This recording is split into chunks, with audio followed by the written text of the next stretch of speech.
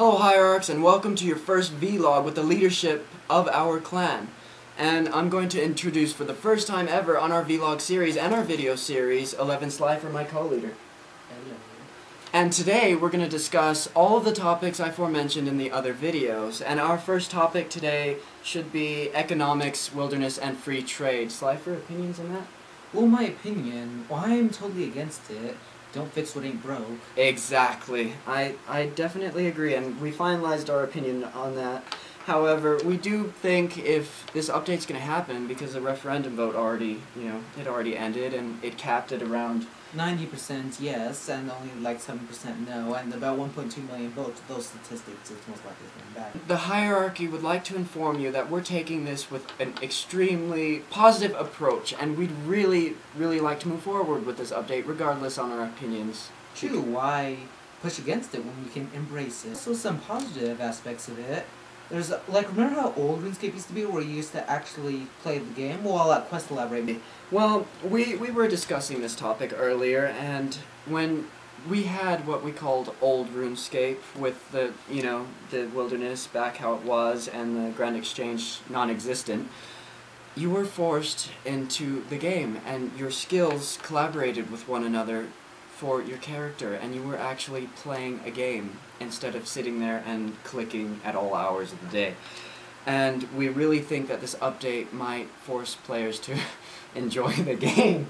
True, I want you to describe the process like earlier. You cook the food, you craft the laws, then you go on your epic adventure. Exactly. So if you were going to do anything in the game, it just had a vastly more epic factor back then because, say you were going on a quest or you were going to go into the wilderness with a friend and brave the odds and make some money. First you had to craft the law rooms to get there. You had to make the food to use there. You had to fish the food and cook the food, and all of those factors were very important that I think we might have even lost at this day and age, because now they're just challenges to get to 99, not challenges to enjoy the game.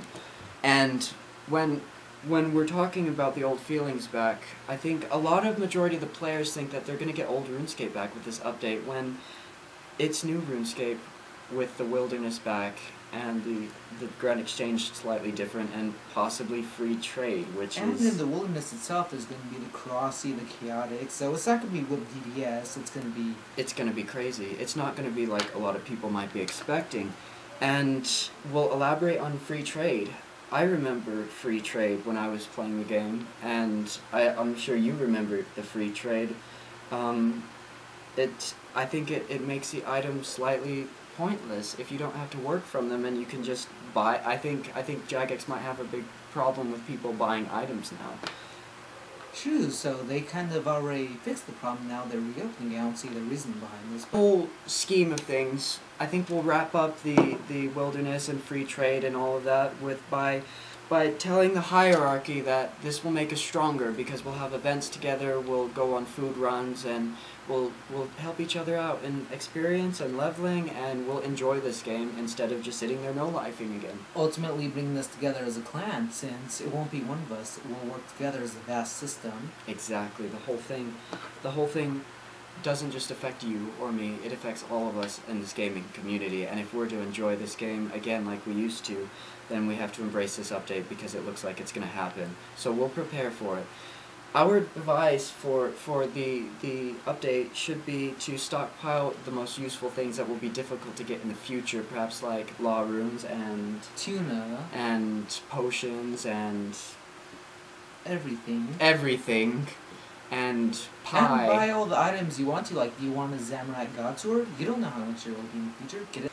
As a wrap up, we'll get through this update, and hopefully we'll get that old RuneScape feeling that we're talking about without completely making the game difficult and irritating to play. If they release the Clan Tools update, we have a few suggestions for the rank. Like, would you like to discuss what the rankings may be? Or whatever it may be. Just the idea that we'll be able to add in our own titles, that would be really great. Maybe even design our own logos and, have a better interface to fit in friends and kicks and bans and such. They've already installed the new kick and ban button.